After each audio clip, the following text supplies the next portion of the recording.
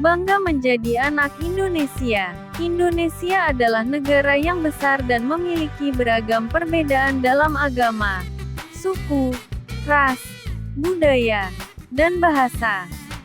Semua perbedaan ini seharusnya membuat kita sebagai warga negara merasa bangga. Kebanggaan ini merupakan bentuk nasionalisme. Menurut Kamus Besar Bahasa Indonesia, bangga berarti berbesar hati atau merasa gagah karena memiliki keunggulan.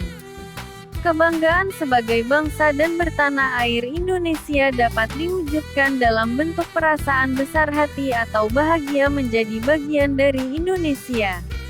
A. Unsur intrinsik cerita. Cerita adalah karya yang dibuat oleh pengarang. Untuk menyusun sebuah cerita, pengarang memerlukan unsur pembangun, yaitu unsur intrinsik dan ekstrinsik.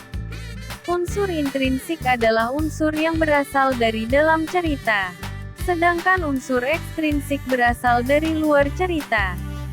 Pada materi ini, kamu akan mempelajari unsur intrinsik berupa tokoh dan penokohan serta alur cerita. 1. Tokoh dan penokohan. A. Tokoh. Tokoh merupakan pelaku dalam cerita, baik berupa manusia, hewan, atau benda yang terlibat dalam peristiwa cerita. Berdasarkan fungsinya, tokoh dibedakan menjadi tokoh utama dan tokoh pembantu. Tokoh utama adalah tokoh yang memiliki peran penting dan paling banyak diceritakan dalam cerita. Tokoh pembantu adalah tokoh yang hanya berfungsi melengkapi atau menunjang peran tokoh utama. B. Penokohan. Penokohan adalah penggambaran karakter atau sifat tokoh dalam cerita. Pengarang menggambarkan tokoh dengan berbagai karakter, emosi, dan pemikiran. Berdasarkan sifatnya, tokoh dibedakan menjadi 2. Protagonis adalah tokoh utama dengan sifat baik. Antagonis adalah tokoh yang bertentangan dengan tokoh protagonis dan biasanya bersifat buruk. 2. Alur atau plot. Plot adalah rangkaian kejadian dalam cerita yang berhubungan sebab akibat. Tahapan alur cerita meliputi orientasi atau pengenalan, pengenalan tokoh, latar tempat, waktu, dan suasana cerita. Kemunculan konflik. Awal mula munculnya masalah atau konflik dalam cerita. Klimaks.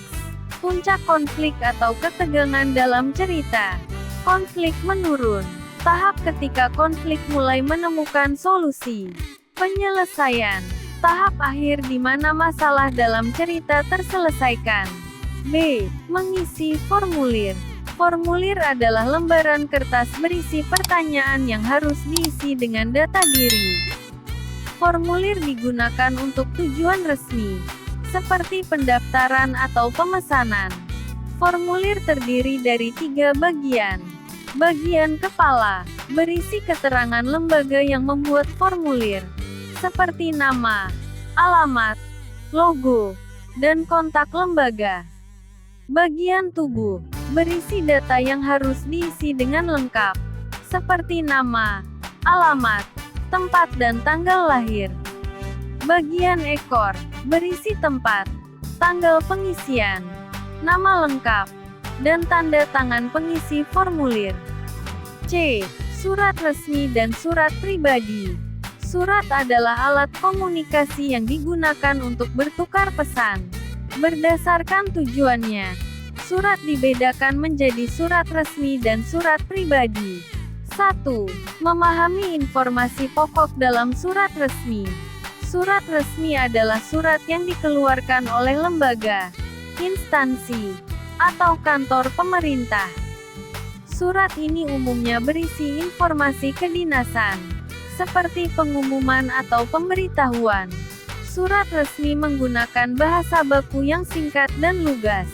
Untuk memahami informasi pokok surat resmi, langkah-langkah yang dapat dilakukan adalah membaca keseluruhan isi surat, memahami maksud atau tujuan surat, menulis inti surat dengan bahasa sendiri, 2. Unsur-unsur surat resmi. Surat resmi memiliki struktur yang baku dan terdiri dari beberapa unsur. Kop surat, berisi logo, nama, alamat, dan kontak lembaga pengirim surat.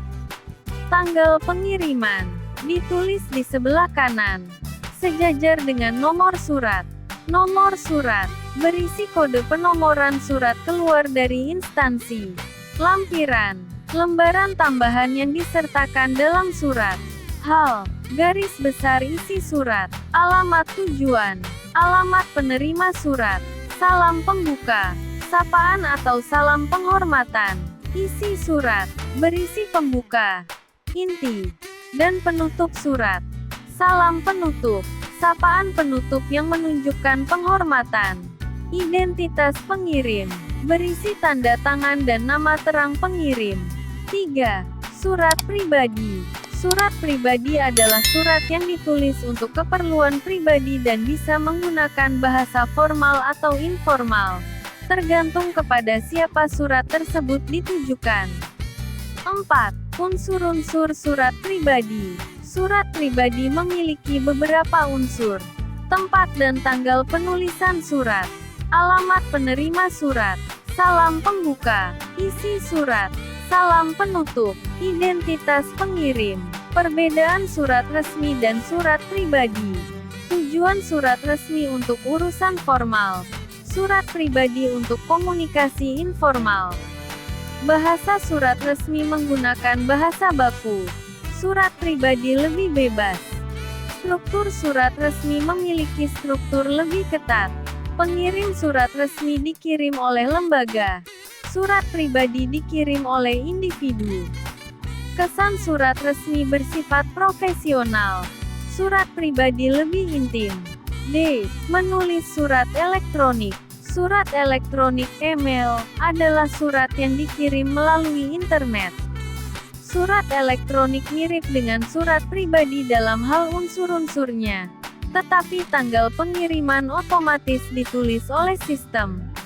Alamat tujuan surat elektronik adalah alamat email penerima. Gaya penulisan bisa formal atau informal, tergantung hubungan antara pengirim dan penerima surat.